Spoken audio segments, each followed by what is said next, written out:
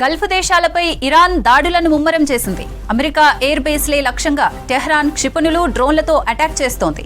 యుఏఈలోని పోర్ట్లపై దాడులతో తమ దేశ ఎయిర్ స్పేస్ ను రేపటి వరకు మూసివేస్తున్నట్లు దుబాయ్ ప్రకటించింది. దుబాయ్ నుంచి అన్ని దేశాలకు ఎమిరేట్స్ ఫ్లైట్స్ ను నిలిపివేస్తున్నట్లు స్పష్టం చేసింది. ఇదివరకే బుకింగ్ చేసుకున్న ప్రయాణికులకు అన్ని సౌకర్యాలు కల్పిస్తున్నట్లు తెలిపింది. అయితే గత 2 రోజులుగా ట్రాన్స్పోర్ట్లపై దుబాయ్ పరిమిత సంఖ్యలో రన్ చేస్తోంది. గల్ఫ్ దేశాలపై ఇరాన్ దాడులను ముమ్మరం చేసింది. అమెరికా ఎయిర్ బేస్లే లక్ష్యంగా టెహ్రాన్ క్షిపణులు, డ్రోన్లతో అటాక్ చేస్తోంది. యుఏఈలోని పోర్ట్లపై దాడులతో తమ దేశ ఎయిర్ స్పేస్ ను రేపటి వరకు మూసేస్తున్నట్లు దుబాయ్ ప్రకటించింది.